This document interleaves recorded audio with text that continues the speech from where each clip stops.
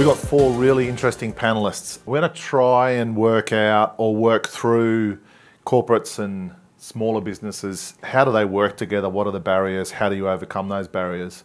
And we're coming at it through the eyes of a consultant, through a startup who's sitting within banks. So talk about barriers and difficulty at the moment, then Angela will be able to talk to that. Someone in a corporate venture fund, so they're across most markets from Telstra, and Jessie, who runs open innovation at Commonwealth Bank.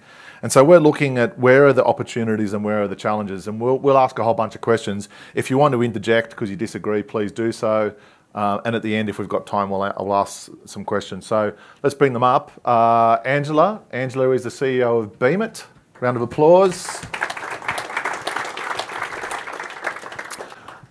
Daniel Biondi, he's the CTO for Australia and New Zealand for DXC Technology. Thank you, Daniel. Albert Bielinko, Telstra Ventures. And Jessie Arundell, Head of Open Innovation and Partnerships at CBA. Right, let's get into it. So, first of all, do you guys want to just quickly talk about yourself? Yes, very guys. Angela, do you want to start? Talk about yourself. First thing in the morning, not particularly, but I will. So I have done a number of roles that sort of intersect in this space. I was the Director of Innovation and Digital at the ABC, so ran all the innovation, R&D and digital and technology, digital product and consumer-facing technology teams at the ABC. It's kind of interesting doing digital and transformation strategy as well as innovation strategy at the same time. Sometimes that is, quite different. I've been done my own startups in the sort of media sort of space. Interested in transformation. It's an overused word as well as innovation. I stopped using innovation and I started using transformation, but I'm now sick of the word transformation as well.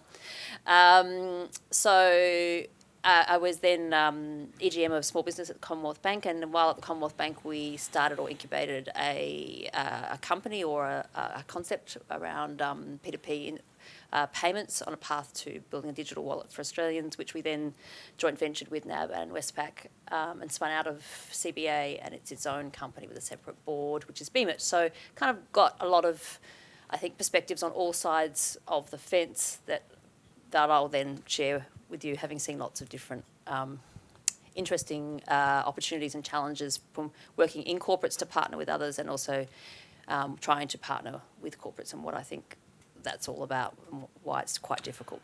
Can we just do a quick hand? Who's from a startup here or a smaller business? How many of you have an enterprise as a client? How many of you are trying to get enterprises as clients? Right, okay, so this is relevant then. And how many clients are here? How many are buyers of or users or looking for vendors in that space? One. A couple, and most are on the stage. All right. Daniel. I'm the Chief Technology Officer for DXC Australia and New Zealand. I don't know how much you know about DXC. We are a company that was born 2 years ago, a merger of two large global American companies. We're a $21 billion company globally, and locally we're the largest IT services provider with more than 10,000 people. Just to give you a comparison, it's double the size of IBM. You can hear my accent. I'm not from around here. I was born in Argentina. So I had a number of roles across Latin America, the US, Europe, and Asia. And so what I've learned through all those roles is, a number of aspects across different areas. To build my experience around local and the global landscape across a number of industries, particularly around financial services, insurance, government, and retail. But as CTO, the key areas that I focus on are growth, innovation, digital disruption, and customer experience. So all the buzzword bingo that you can, bingo, yeah. But I see the CTO role as the focus needs to be establishing the right business model and reimagining the art of the possible, which is effectively pushing the boundaries. That's my remit. And So and I help C-level execs to understand how they can leverage technical solutions to solve their business problems, not for the sake of technology. From a corporate and startup perspective, I'm very passionate about working with startups. I've been doing that for 10 years now. From a professional point of view, I've been helping corporates and startups to build an ecosystem of mutual benefit, and in particular, helping corporates to understand how to engage with startups without weighing them down, effectively red tape. And on the other hand, working with startups, and I see a few familiar faces like Mainframe Cloud at the back, helping startups to effectively leverage my relationships and build their corporate network. And on a personal note, I do a lot of work with startups, mentoring, advising them in a number of areas from strategy, solution roadmaps, product development, etc. And I sit across a number of advisory boards for VCs locally and globally. Hi everyone, I'm Albert from Telstra Ventures. So we have a venture capital fund that Telstra and Harborvest, a US institutional investor, are investors in. So that means we're an independent fund, we're not employees of Telstra. And in the last 8 years, we've invested more than $450 million into 59 technology companies. We've been fortunate to partner with some really great companies. So companies like DocuSign, Box, CrowdStrike, a whole raft of others. Many of the companies are outside of Australia. So in the US market, we have partnered extensively there. But we've also backed a range of Australian companies as well. So we led the Series A for Health Engine, which is Australia's largest health appointments marketplace. Similarly for Whisper, which just filed to go public on the ASX. BigCommerce is another one that's kind of morphed more into a US company, but is a really great growth story as well. So we generally invest in, I'd say, early growth rounds. So we invest 4 to 20 mil USD per deal into companies that we think are highly differentiated and have a really large market opportunity and have the team to kind of execute. So my perspective is really as an investor, and when we make an investment, we really just care that the companies are great long-term investments and they succeed. We do a lot of work on the Telstra side because they are a large limited partner in our fund. So they are a large underlying investor in our fund. We do a lot of work to try to help the companies get traction with Telstra if the founders want that. And to date, that hard work has really paid off. So in the last 8 years, we've generated $314 million of revenue for the portfolio companies. So if you're a founder and you can add 2 mil of ARR, through a distribution channel like Telstra, that's a lot of enterprise value you're adding to your business. So we've seen kind of the good, the bad, and the ugly. We've seen lots of situations that have really worked exceptionally well. So DocuSign is a really great example. So Telstra has thousands of licenses with DocuSign. They're the largest channel in Asia Pacific, and we were fortunate to be an investor and have a really great return on that investment. We've seen situations where things haven't been so rosy. So, there's been situations where candidly we probably haven't picked the best product in market, and it's been a harder slug kind of selling through Telstra. We've had situations where startups haven't been able to cope with the sheer level of volume of interest, and that is negative as well. It leads to unhappy people on either side. But generally, we try to invest once we feel that the companies have enough maturity to actually, firstly, be a really strong investment return. So can they be large companies in the long term? And then also, can Telstra be useful? Because that is part of our differentiation as a fund. So yeah, very excited about the conversation today. Cool. And my name's Jesse. I work within the enterprise services, so our technology and operations division at the Commonwealth Bank. And I lead our open innovation program and also our innovation partnerships with VC funds, our technology partners in the bank, but also startups and startups for tech and ops at CBA. So I think I'm very privileged. I get one of the best roles in the bank where I get to look at kind of what we determine to be over the horizon technologies and solutions that can help us either simplify or ideally build what we believe is a better bank. Okay, thank you. Can I apply for your role, Jesse?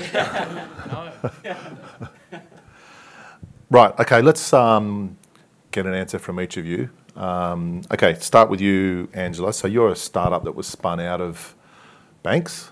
What's that like? What are the sorts of problems that you're facing?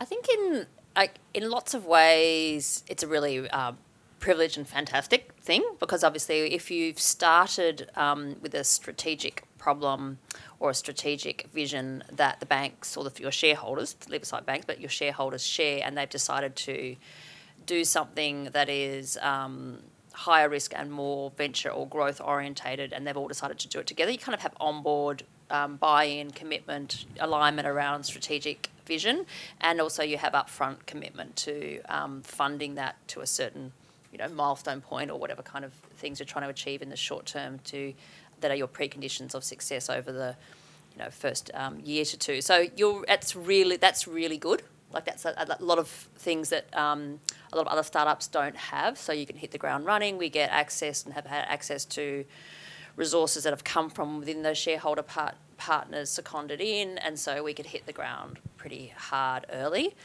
Versus I'm sitting in a startup by myself and there's me, and then there's one other person, and you've got no money. That's a bit of a different experience. That's the normal experience. That's the normal experience. Yeah, it feels a bit different. It feels a lot different.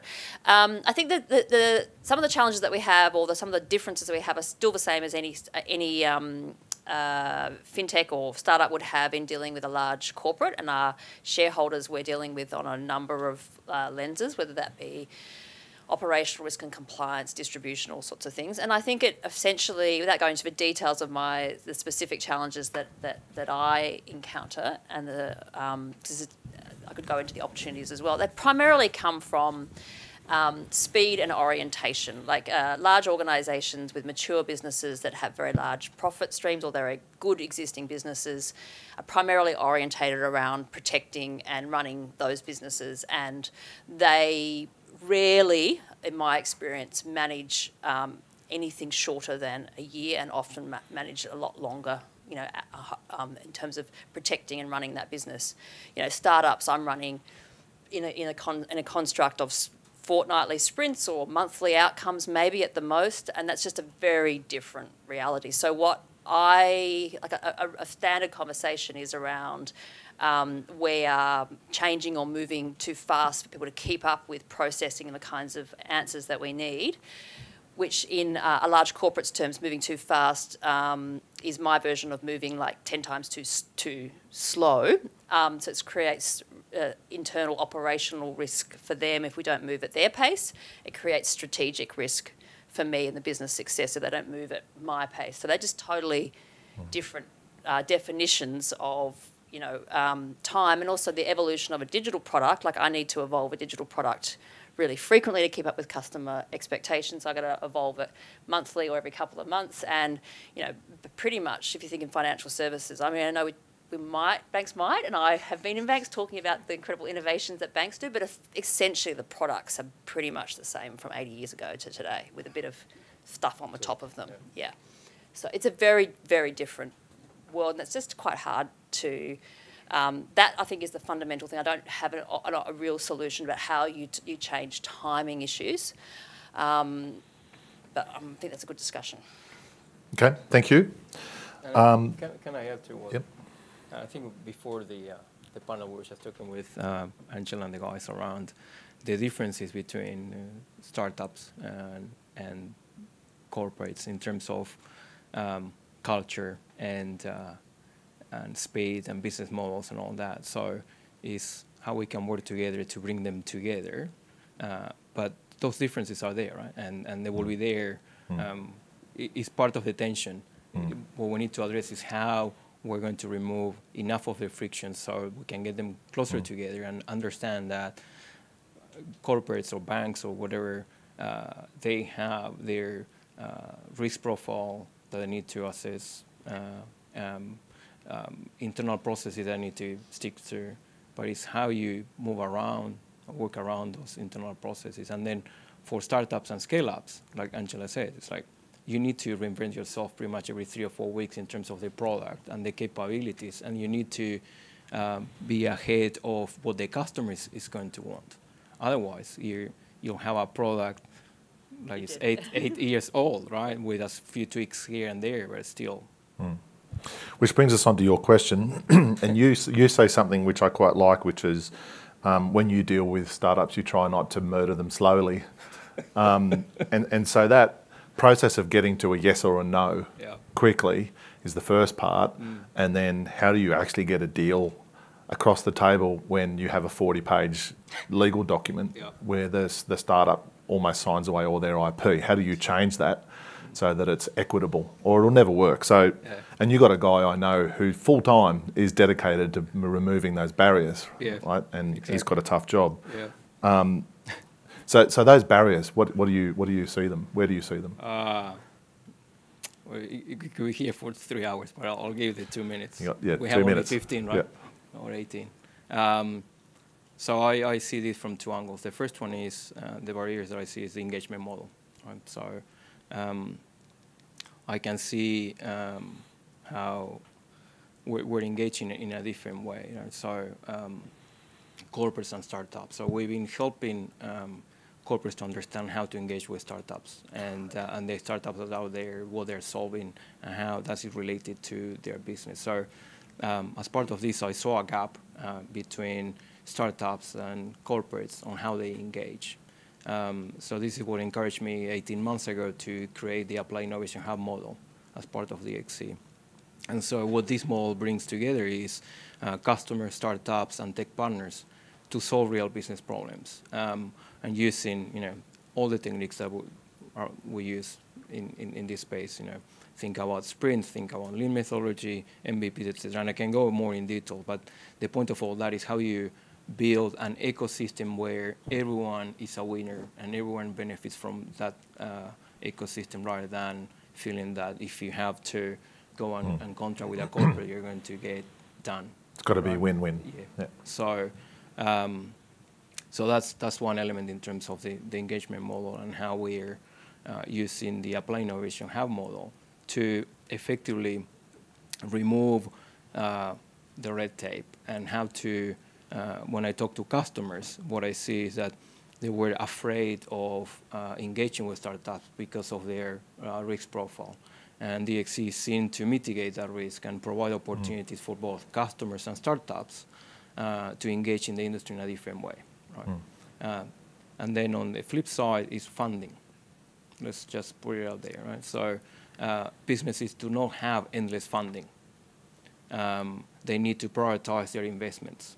And so when you come to, and I sit in the middle, right? Because I see what corporates are doing, what startups are doing. So when you come and say, well, I have this solution, how we can go and solve this? The reality is there needs to be clarity around what are the business outcomes they're going to provide. Because then with that, I can say, well, your solution will provide savings or increased revenue, etc. So then it's easier to have that conversation to do a self-funding initiative, right? So then corporates, in turn, can talk to their stakeholders on how an approval in a better way. And it sounds a no-brainer, but I see this every day failing because the two parties are not really putting that up front. Saying, well, what is it we're going to do? When is the funding coming? How long is it going to take? Because then affects the runway of many of you as startups, whether you can pursue that or not. Yeah, that's right. It's important for the startups, isn't it, to make sure funding's in place, because the runways are long, decision cycles are long, and you're not going to put them in front of clients if you think it's too risky. But on the other side, you guys need to smooth that so that it's not taking years, because no business can hang around for that long. Which kind of brings us then to you, Albert. You've $314 million worth of value, 59 investments. You clearly see there's a good link between corporates and startups or scale-ups. Why do you think that's important? So it's 314 mil of revenue. Sorry. Yeah. Sorry, what was the question? Why is the connection important? So, why is it important? Like, why is corporate VC important? So I don't think it's important. I think that what is important is that the startup creates a product that people want to pay for and gets revenue and scale. And I actually think it's really dangerous when I see lots of startups engaging with lots of corporates and being kind of an innovation plaything and doing endless meetings. I think what's important is just figuring out who your customer is and giving them a solution they really want, and then doing all the other stuff needed to just get revenue to occur. I think that's really what's important. So part of that is obviously sometimes selling to really large corporates, but I just feel like there's way too much focus on kind of engaging with a corporate and going through the whole process and innovation labs and learning how to pitch and all that stuff. I mean, if you just create a really great product that really solves a problem, you'll be miles ahead. I think, the real benefit that corporates bring, and they do bring really sizable benefits, but the benefits they bring are obviously distribution. So it's really expensive to go and, hire 1 million salespeople to knock on the door of every single enterprise when organizations like Telstra or many others may have had customers for decades. And so if you have a really great product and you find the right people that are incentivized for your success, that revenue opportunity is really exciting, the distribution opportunity. Corporates obviously will know their space really, really well. So I think you get a lot of benefits. I've been on, we've co-invested with a lot of corporates who really know their space and provide a lot of know-how support that maybe some of the other investors don't. And as a venture capitalist, if you're not a corporate-backed venture capitalist, you're always going to be way more generalist. So some of the corporates can really add value on kind of best practice, especially if they're quite innovative corporates. There's lots of benefits in terms of the kind of the stamp of approval, if you will. So, if a large corporate like a Google or a Telstra or someone else makes an investment, that I do think that makes a significant impact in your ability to get talent, for example. So I think that's exciting. But I think fundamentally, I just think at the end of the day, as a startup, you are basically a timed experiment where you have kind of 12 to 24 months to be alive, and in that time, your job is to get customers to pay you money for some value you're delivering them. And I've seen too many times where startups will just be the kind of innovation du jour, and they'll just do 40 different meetings that don't really have a concrete agenda. So I think what's really key is just really, as a founder, just really being really dogged about just getting to the customer, making sure there's revenue at the end of the day, like making sure you're meeting with the right people in the organization. And I think when you're figuring out who the right buyers of your technology are and making sure they're the ones you're pitching to is really important early on. So Jesse, you do innovation out as much as innovation in. Correct. What do you think is the impact of what you do on the startup ecosystem? I kind of look at it in two different ways. I think one is that for our probably current business and the challenges that we face probably in what we kind of call Horizon 1, the next kind of 18 to 24 months, there's actually a lot of really, really exciting solutions that founders like yourselves are building every day that we can use to help, again, simplify what we do, do things a little bit better, or do things faster. So I think the value of us partnering and working together is great in the short term. And I think by kind of connecting corporates, VC funds, tech partners, startups together, that there's a lot that we can do, particularly in kind of the Australian ecosystem. So if I think about it as not only short term, but also longer term as well, I think corporates can actually start entirely new ecosystems with kind of the innovation and initiatives that they push forward. So I think about kind of our investment in quantum computing. So 2 to 3 years ago, the CIO at the time, David Whiting, kind of gave our team a mandate to go and explore what quantum computing would look like and what impact that would actually have on the bank's technology division. As a result, we invested in Professor Michelle Simmons and her research at University of New South Wales into quantum computing, to hardware specifically.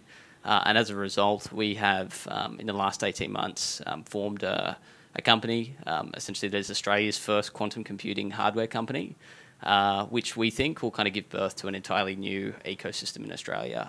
And there's terms bandied around like Silicon Harbour, but I think the potential for corporate is great, like I said, in not only the short term, in helping founders like yourselves thrive and flourish, and ideally win business and do great things. But I think as well in the longer term, that corporates can actually play a really big role in helping to give birth to entirely new ecosystems, industries, whether that's quantum, that's 10 to 15 years away, or whether that's something like RegTech over in London in the last kind of 18 to 24 months, and more recently here in Australia.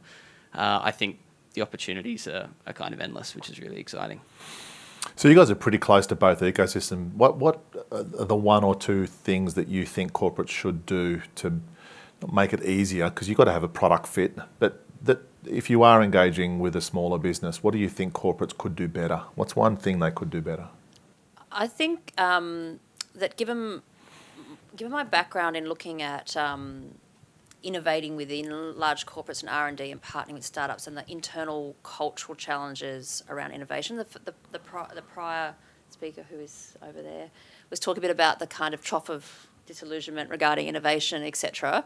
And I think a lot of that is to do with the way that corporates have dealt with, including myself, dealt with the difficulties of the touch point and the bureaucracy, or the larger amounts of paperwork or diligence that's required to engage with these sort of large corporates, is to have these innovation teams or these R&D labs or these innovation labs. And they do a really fantastic, sexy, exciting job of engaging with startups and corporates and run programs, etc. However, it's very hard because you're not talking to the heart of the business to develop anything of scale that is enough value for the business, particularly in large businesses. I think that's part of why the kind of, the executives who funded those programs get a bit at the end of it sort of saying, it's cost me X millions of dollars, and where do I see the value back to my business? It's been really fun, and I've got this innovation halo, and everyone loves going to the design thinking workshops, etc. So I do think the challenge is, the opportunity in large corporates is that what everyone here has been talking about is the distribution and actually engaging, providing value across the core business and getting that contract done and distributing with a product that has a fit.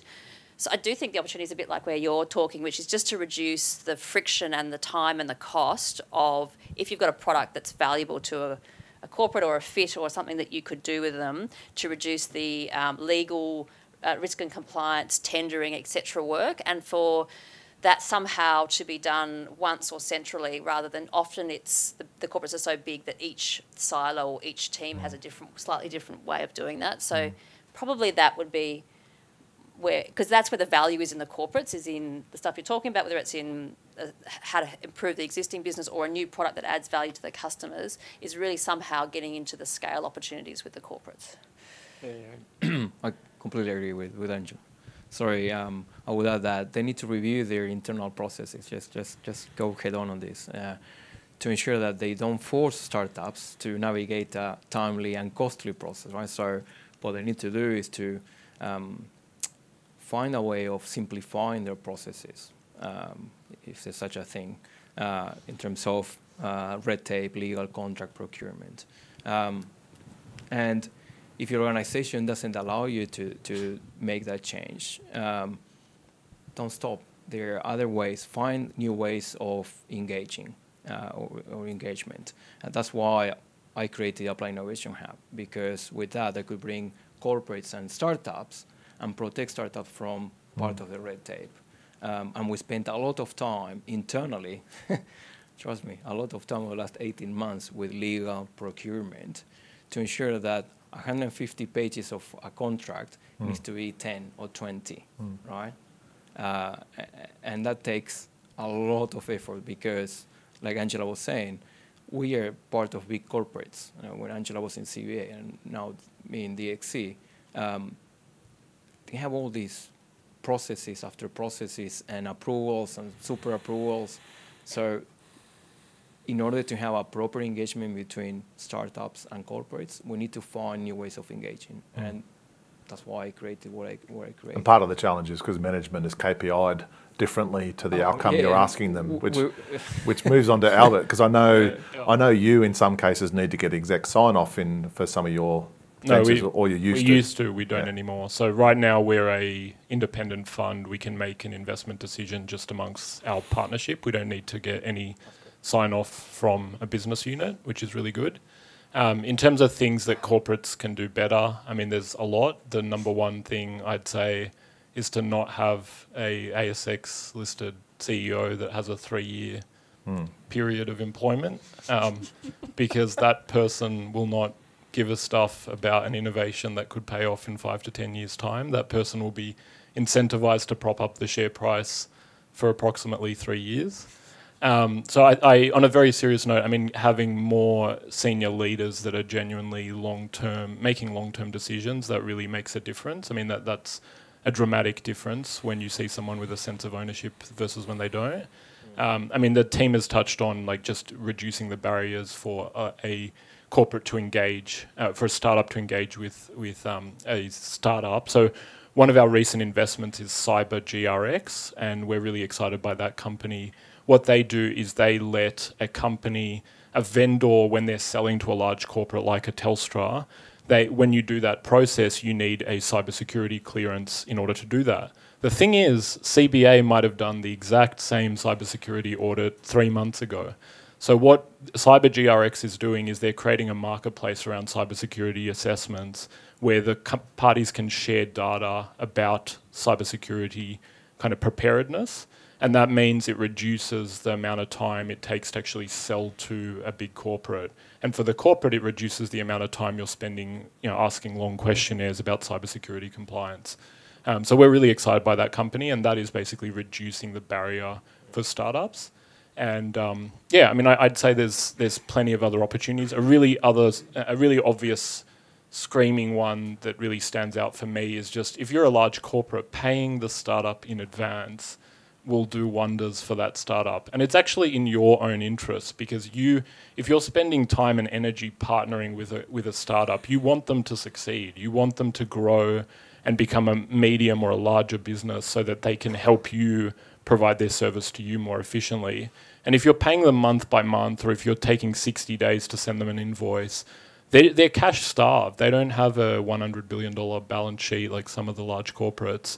And that simple act of just paying up front will dramatically improve their life. So I think if you had one thing to do from this, it's just try to pay your earlier stage suppliers earlier, and that will make a big difference in their. I think every services. business would benefit from being paid on 30 days, not just startups. No. Let me combat that. It's dramatically different for a startup that has to raise money every 12 or 18 months. I mean, dramatically different. Like, sure, Telstra would benefit if it got paid earlier, but not really. It's got tons of cash. Yeah. But for a startup, it genuinely could mean they get 6 months more runway. That's enough traction to raise a nice round versus not being able to do so. So I don't want to gloss over this. It's a really big deal for startups. Yeah, it is.